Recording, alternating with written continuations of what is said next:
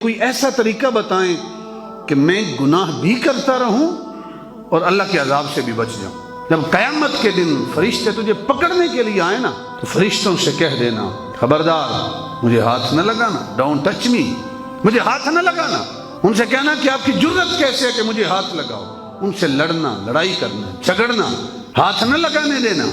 جب یہ کہا نا تو وہ کہتا ہے حضور میری کیا حیثیت۔ حضرت ابراہیم بن ادم رحمۃ اللہ تعالی علیہ، آپ کے پاس ایک شخص آیا نا، نوجوان تھا، اس نے کہا حضور گناہوں پر بڑا دل کرتا ہے، یعنی گناہ کرنے پر بڑا دل کرتا ہے، گناہوں سے باز نہیں آتا، لذت اتنی ہے گناہوں کے اندر، چھوڑ نہیں سکتا، کیا کروں؟ مجھے کوئی ایسا طریقہ بتائیں کہ میں گناہ بھی کرتا رہوں اور اللہ کے عذاب سے بھی بچ جاؤں، یعنی گناہ بھی کروں اور اللہ کے عذاب سے بھی بچ جاؤں۔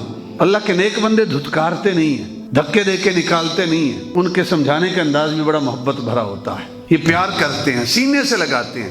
ابراہیم بن ادہم سے نوجوان نے پوچھا حضور ایسا کوئی طریقہ بتائیں گناہ بھی کرتا رہوں اور رب کے عذاب سے بھی بچ جاؤں۔ ابراہیم بن ادہم رحمۃ اللہ تعالی علیہ نے کہا بھئی بیٹھ جا، میں تجھے آسان سا طریقہ سمجھاتا ہوں، 6 طریقے سمجھائے، ان طریقوں پہ عمل کر لے، گناہ بھی کرتے رہنا، رب کے عذاب سے بھی بچ جاؤ گے۔ بڑا خوش ہوا، کہتے حضور وہ کون کون سے طریقے ہیں؟ کہ پہلا طریقہ یہ ہے کہ تو نے گناہ کرنا ہے نا، یہ تجھے بھی پتہ ہے کہ چھوٹا بچہ بھی ہو اس کے سامنے تو گناہ نہیں کرتا، اس سے تجھے حیا آتی ہے، جب کوئی نہ دیکھ رہا ہو تب تو گناہ کرتا ہے۔ اگر رب کے سامنے گناہ بھی کرنے ہیں، اس کے عذاب سے بھی بچنا ہے، تو پہلا طریقہ یہ ہے کہ اللہ کی نگاہوں سے چھپ کر گناہ کیا کر۔ کوئی ایسی جگہ تلاش کر جہاں تجھے خدا نہ دیکھے، خدا کی نگاہوں سے اوجھل ہو جا، چھپ جا اور گناہ کرتا رہے۔ قیامت کے دن کہہ دینا باری تعالیٰ کون سا تو نے مجھے دیکھا ہے کہ میں نے گناہ کیا؟ وہ کہتا ہے کہ ایسا تو کوئی طریقہ نہیں ہو سکتا کہ میں خدا کی نظروں سے اوجھل ہو جاؤں۔ کہا اچھا اگر یہ نہیں کرتا تو دوسرا طریقہ بتاتا ہوں۔ کہ حضور جلدی بتائیں۔ کہ دوسرا طریقہ یہ ہے کہ تو دن اور رات رزق کس کا کھاتا ہے؟ کہ اللہ کا کھاتا ہوں۔ کہ ایسا کر اللہ کا رزق کھانا چھوڑ دے اور قیامت کے دن رب سے کہہ دینا نہ تیرا رزق کھایا تھا اور گناہ کرتا رہا ہوں، کون سا میں نے تیرا رزق کھایا؟ کہ حضور اگر کوئی اور بھی مجھے کھلائے، جہاں سے بھی کھاؤں، پانی پیوں، کھانا کھاؤں، فروٹ کھاؤں، رزق تو اللہ کا ہی ہے نا، اس سے تو بچت نہیں ہے۔ کہا اگر اس کا رزق نہیں چھوڑ سکتا پھر تیسری شکل تجھے بتاتا ہوں، اور بھی صورتیں ہیں میرے پاس۔ کہا تیسری صورت جلدی جلدی بتائیں۔ کہا تیسری صورت یہ ہے کہ کوئی بادشاہ ہوتا ہے، اس کی ایک سلطنت ہوتی ہے، اس کی ایک رعایا ہوتی ہے۔ اللہ کی جو سلطنت ہے وہ زمین و آسمان ہے، یہ اللہ کی سلطنت ہے، اور جس بادشاہ کی جو سلطنت ہوتی ہے وہ اپنی سلطنت کے اندر اس کے قوانین ہوتے ہیں، اس کی سلطنت میں اس کے قوانین کو فالو کرنا ہوتا ہے، اس کے بغیر کوئی چارہ نہیں ہے۔ تو اگر گناہ کرنا چاہتا ہے تو ایسا کر کہ زمین و آسمان سے نکل جا، اس کی سلطنت سے باہر نکل جا۔ جب اس کی سلطنت سے باہر نکل کے گناہ کرے گا، قیامت کے دن رب کی بارگاہ میں کہہ دینا تیرے زمین و آسمان میں، تیری سلطنت میں نے گناہ کیا ہی نہیں، تو مجھے عذاب کیسا؟ کہ میں زمین و آسمان سے کیسے نکل سکتا ہوں؟ زمین و آسمان سے کوئی نکل سکتا؟ کہا میں تو نہیں نکل سکتا۔ کہا چوتھی صورت بھی ہے میرے پاس۔ کہا وہ کیا؟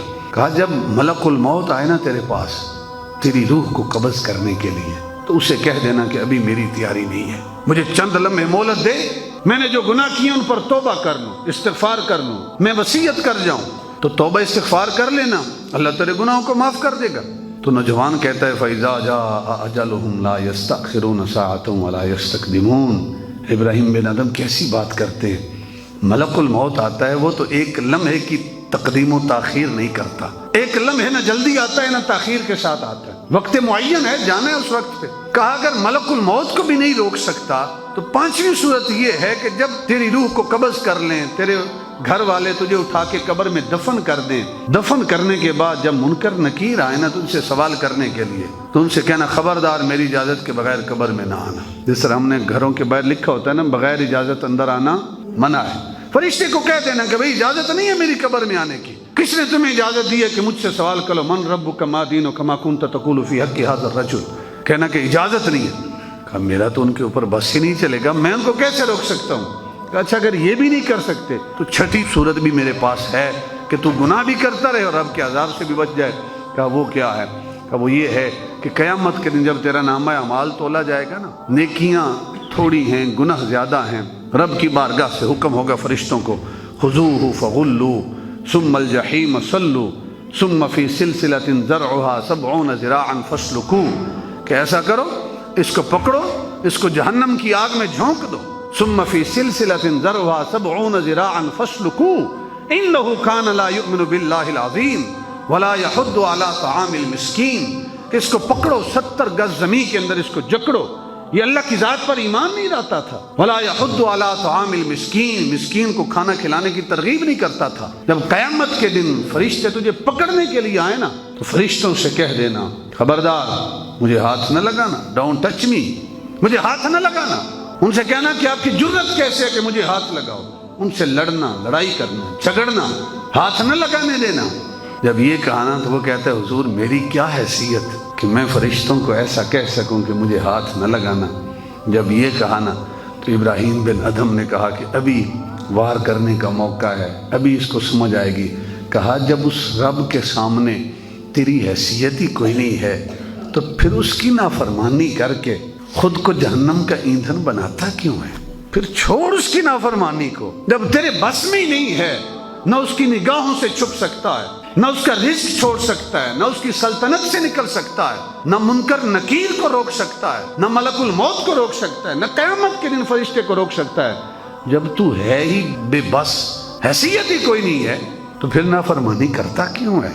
نوجوان کے ذہن میں بات بیٹھ گئی. اس نے کہا حضور آج کے بعد میں سارے گناہوں سے توبہ کرتا ہوں.